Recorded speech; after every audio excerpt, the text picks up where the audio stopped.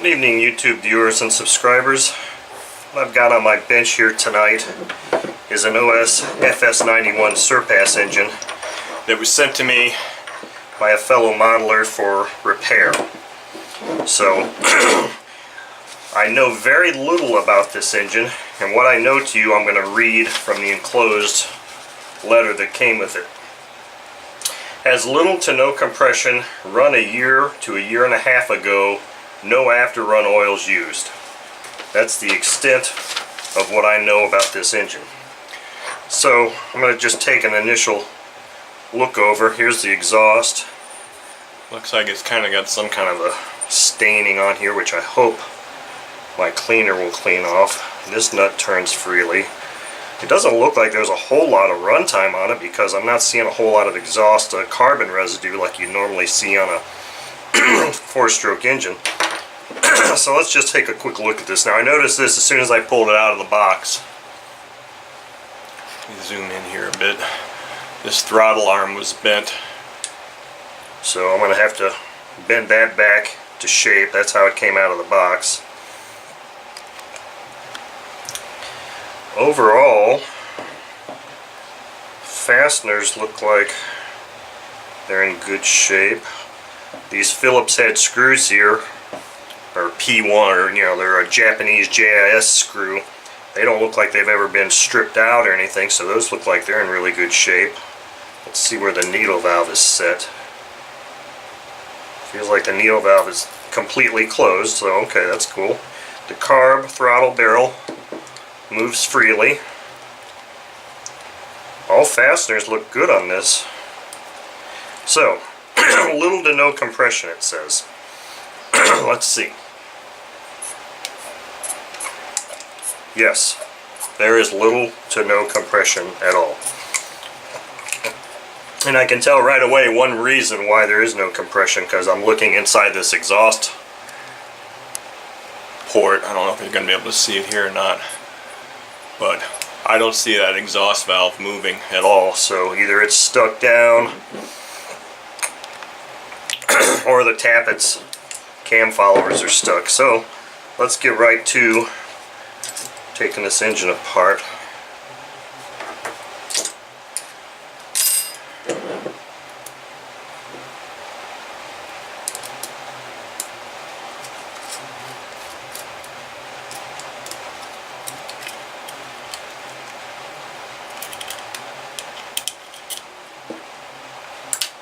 Okay, rocker arm cover off. A little bit of residue inside there. Let's see here. Let me zoom in here. I'm rotating it. Yeah, I have no rocker arm movement whatsoever. So right there's the reason why we got no compression. Let's see. So obviously we got no push rod movement at all, so it must mean that both of our cam followers are gummed up, not moving, whatever the case. Let's see if... Ooh. Wow, both the valves are completely stuck. So, let's see how successful I'm going to be. I've got full engagement here. Okay, so no issues there.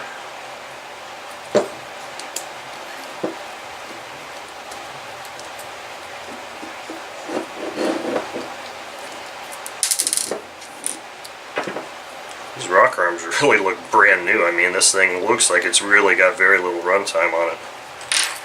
Let me get a tray here to start dropping my parts in. I've got my ultrasonic cleaner here ready to start soaking some parts. So actually what I think I'm going to do is I'm just going to start dropping them in there. I'm not going to turn it on yet because it kind of makes a lot of noise. Let's get these push rods out.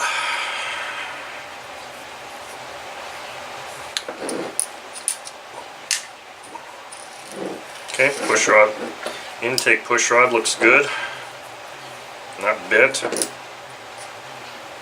Okay, so push rods look good, they're not bent or damaged. Let's just see if we can... The exhaust valve, or intake valve move, both the valves move, so they're not frozen. So we're okay there. Let's take this glow plug out and see if we can't get an idea of what the top of the piston looks like prior to taking the head off.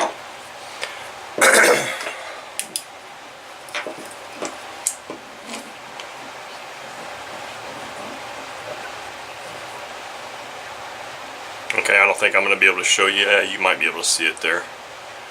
Let me zoom in here real quick. I don't really see any carbon residue on the top of this piston at all. So, oops, wrong way. This engine really looks like it's a pretty fine specimen, with the exception of the fact that it just has no compression at all.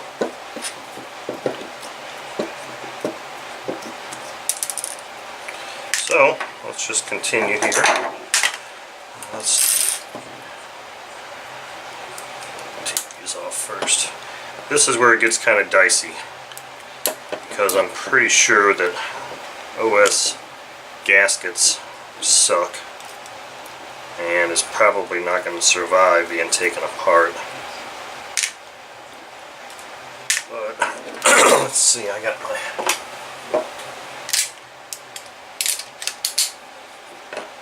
GIS bit here. Okay.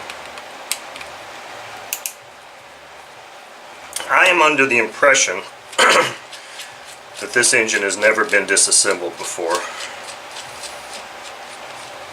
Which is cool, because it means I should not have any surprises on the inside at all. We just have to get to the bottom of, unsticking these parts. I at least need to get the back plate off so I can get a good idea of what it looks like inside before I determine how much further we really need to go. I mean, if it's just a matter of heating it up, oiling it and heating it, maybe we can get stuff freed up that way. Maybe we don't have to take anything apart.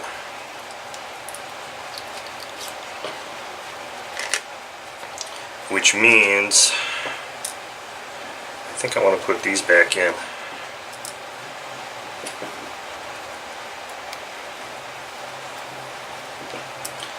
Put these guys back in right now, and I'll just take the bottom of this carb off.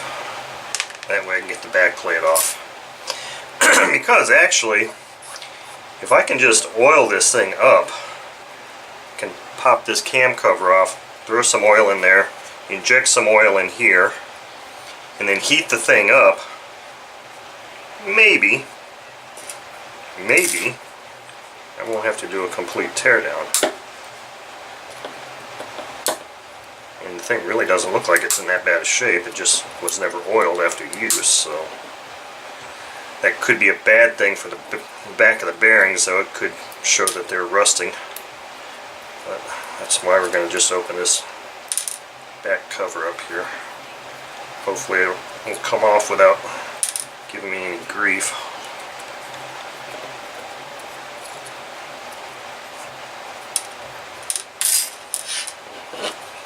Oh, beautiful. Look at that. Okay, so does it have a gasket at all? Okay, well that's pretty cool. It doesn't have a gasket at all, so there's really nothing to... I'm going to go ahead and throw that in my ultrasonic cleaner. Alright, here we go. Wow. Ugh. I don't know now. Ugh, this looks kind of bad.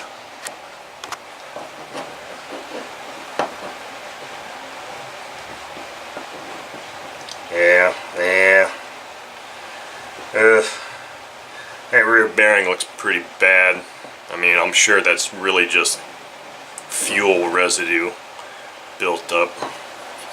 This thing is dry as a bone. I'm still going to do what I said, though. I'm going to put oil in here. I'm going to pop this cover off. I'm going to liberally oil in there, and then I'm going to go out and heat this thing up. Just for the hell of it. And see if we can get this thing freed up. Because really, I don't know that that bearing looks rusted from what I'm seeing right now. It could just be that it's dried caster. Because look at this. Oh shit, I didn't even realize I was still really zoomed in. Sorry. Look at this. This doesn't look bad at all. That's a beautiful thing about OS engines. One of the few beautiful things. So that they always use stainless steel caged bearings, so those seldom have issues. So I'm going to put 3-in-1 oil in here.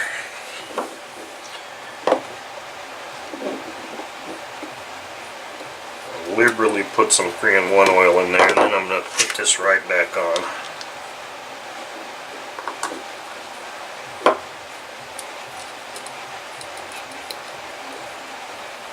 So this is just step one. I don't know that this is going to get me out of tearing this engine down. It may not, but if nothing else, it might help facilitate the rest of the disassembly.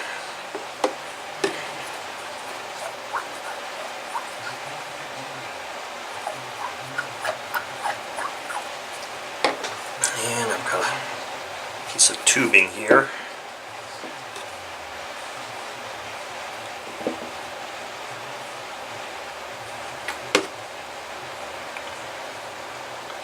Inject some oil down in there. Alright, so now I'm going to turn the camera off and go heat this baby up and see if and focus the heat in this area and see if by chance I can kind of get those to free up. Let's drop some oil here and down the pushrod tubes. So that's going to be going right on top of those cam followers. Might as well hit this screw here just in case I end up having to take this all apart. Might as well hit every screw. So that's the plan. Okay, so I'm back from heating this up. As you can see, I've got my UV glove on. It's pretty warm. Now what I did do is I put the push rods back in and the rocker arms on because yeah, I think that'll make it a lot easier to tell if I was successful. So let me zoom in here, because I think we might have freed some stuff up.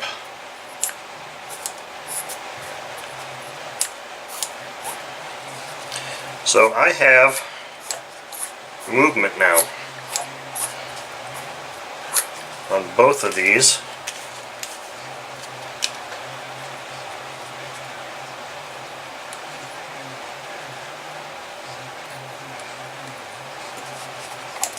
Still don't have a lot of compression, but this thing is still pretty warm, but let's see here.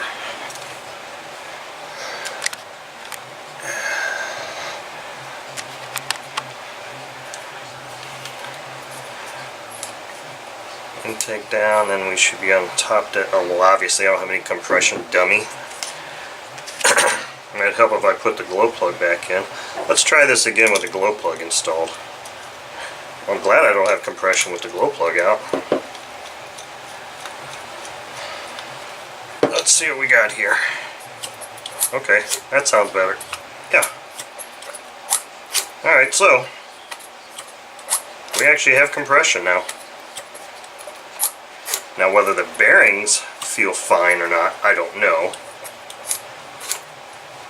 But the engine is now freed up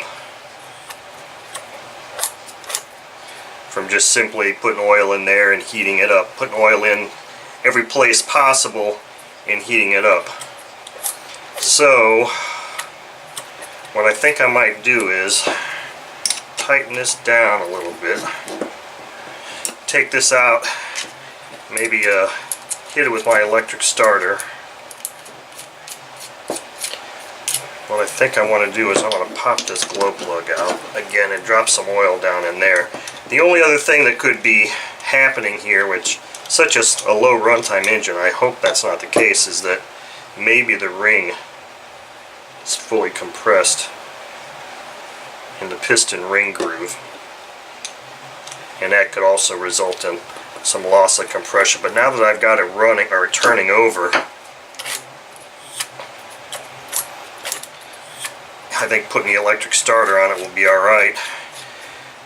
So I can spin it over a little bit higher RPM, and that might bring compression back up too. So let's go do that. Strapped a prop to it, took it outside, spun it over. Ow.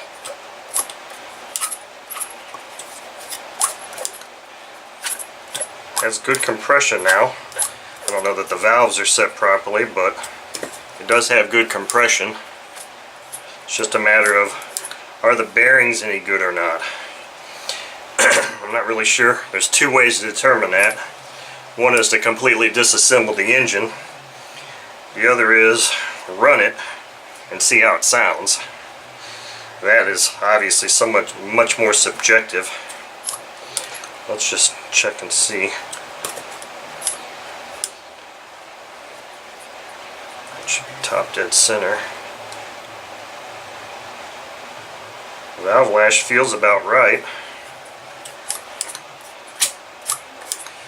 So I think what I'm going to do now is basically consult with the owner and ask him the direction he wants me to take this now. If he wants me to completely tear it down and clean it anyway, or just to try and attempt to run it and see how it goes from there.